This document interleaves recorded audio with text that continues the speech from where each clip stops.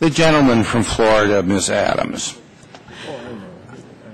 Thank you, Mr. Chair. I'll yield my time to the gentleman from South Carolina. Okay, the gentleman from South Carolina is next up on the Republican side. Without objection, the chair will recognize the gentleman from South Carolina, Mr. Gowdy, for 10 minutes.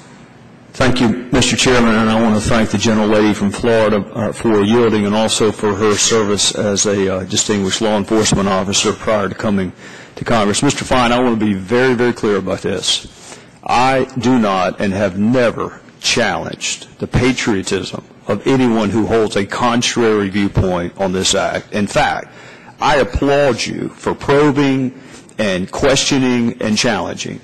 And I would hope in that spirit that you would also help those of us who have a contrary view on the constitutionality of this act to beat back the rhetoric, to instruct it with fact. And when I read that this hearing is about national security letters or jackbooted thuggery or sneak and peek search warrants when it is demonstrably false, just as I would rise in defense of your patriotism, I would hope that you would rise in defense of the truth about what these hearings are about. And as you mentioned, the spirit of the Fourth Amendment, that's the conversation I would like to have with you, one grounded in civility, but one about the depth and breadth and spirit of the Fourth Amendment.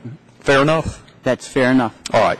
You mentioned in your testimony, and I will quote, government in the United States has no business collecting or retaining information about citizens without probable cause to believe a crime has been or will be committed.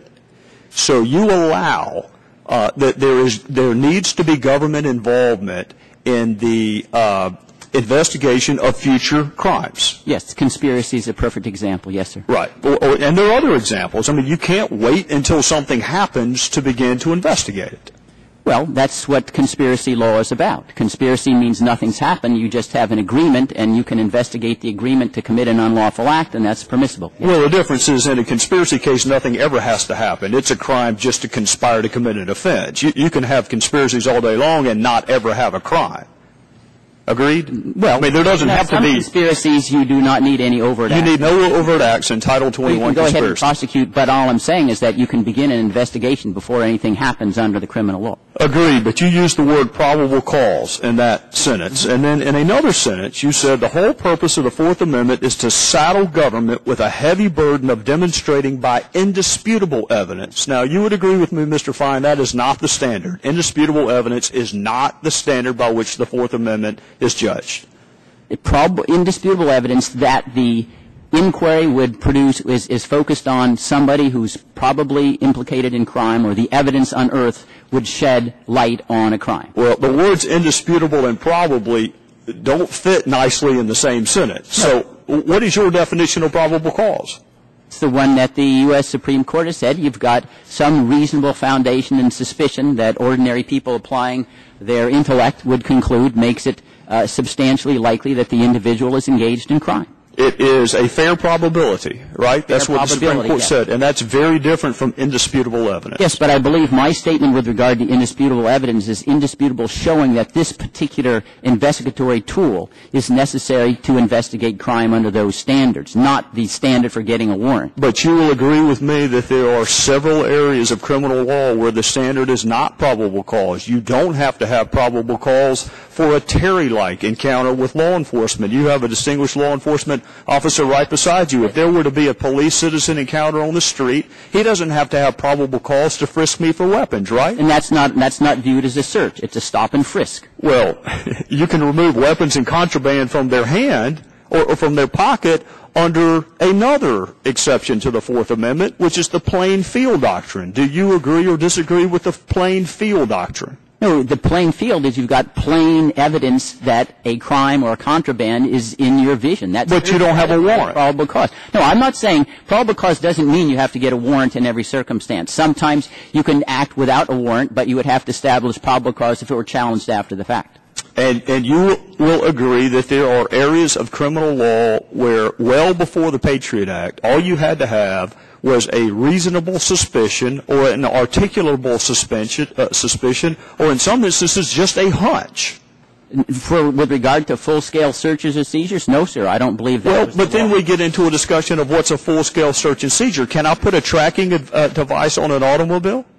I think that's in dispute now, depending upon whether the tracking device is there 24 hours a day. I believe that case is just in the U.S. Court of Appeals for the District of Columbia. But there are courts of appeals, including the Fourth Circuit, which have said you can put electronic tracking devices on automobiles, right? Yes, there are, and they may be wrong. Well, they may be, but I mean, we may find out in 10 years we're all wrong. You have an independent judgment to make as well. The Olmstead case in 1928 said wiretaps are free. They don't have to have any cause whatsoever. It was overruled 39 years later. Right. This body has a tradition of looking at court decisions and maybe overruling them. They did that with regard to Korematsu and Hirabayashi when they enacted the Civil Liberties Act. We're having a hard time getting the laws we have passed enforced right now.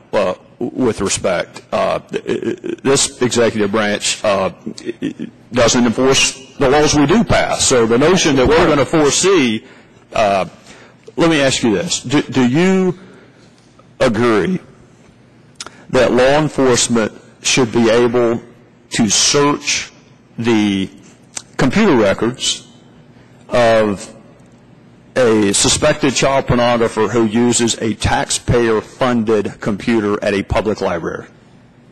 If they satisfy probable cause, they'll come up with evidence of crime, of course, yes. They have it doesn't have to be probable cause. An assistant United States attorney can send a subpoena, right?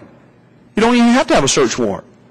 I'm talking about probable cause. If it's just an... I know you're talking about probable cause. But what I'm trying to establish is that there is a rich jurisprudence in this country where probable cause is not the only standard.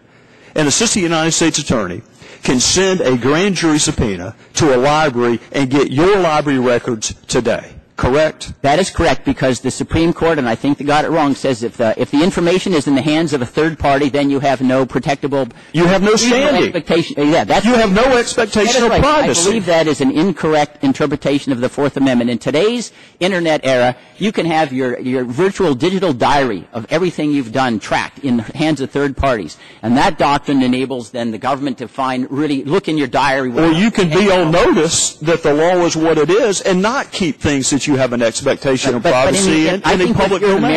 I think if you're an American, you're endowed with liberty, and the burden is on the government to overcome your right to be left alone. You think that you are endowed with the liberty to use a taxpayer-funded computer at a taxpayer-funded library and search for child pornography and have standing to contest whether or not the government can get those records? If it involves that the government is providing it and they place certain conditions, that the government places certain conditions on use, that may be different, because you are then given alert that you're using government property. Like if you're living in government-operated house, they may say, well, then you're going to be searched when you make sure you don't have guns or something in there. So that changes. Well, that raises a wonderful point. Would you agree with me that as a condition of probation, the government can say we have the right to search you when we want to? As a condition of parole or probation, you consent to be searched. If they wish to choose, you've already established that they violated the law. This is a privilege they've got now to go out on probation. Well, wait a minute. You've already set those conditions. You've already served your debt to society. No,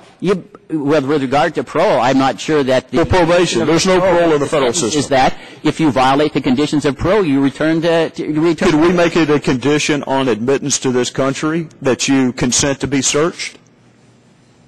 If you're not a U.S. citizen, so you don't have a problem with that. The rule on border searches is that you don't need cause whatsoever. It's an exception to the Fourth Amendment. Border searches, probation searches. So there's already been an erosion in your judgment of the probable cause standard, the warrant standard of the Fourth Amendment. It's in very narrow circumstances, yes. All right.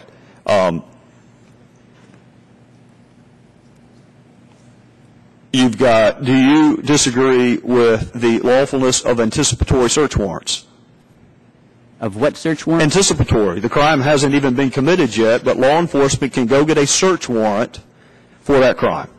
Well, if there's conspiracy and you're suspicious... Not a conspiracy case. No, I do not believe that you should just go out and be able to spy on citizens because of somebody's individual hunch. It's not a spy. Maybe it'll come out. It's not a spy. It's an undercover case where somebody has ordered contraband and it's going to be delivered to their home. So you go get a search warrant in anticipation of the delivery. The crime has not been committed yet. If you have this, if the search warrant is based upon probable cause to believe you'll uncover evidence of crimes, of course you can do that. So again, the strictures of the Fourth Amendment do not require a warrant before every arrest. Agreed? Right. Probable cause is different than a warrant. Right. And they don't require a warrant for all searches. Agreed? Right. But they may require probable cause. The time of the gentleman has expired.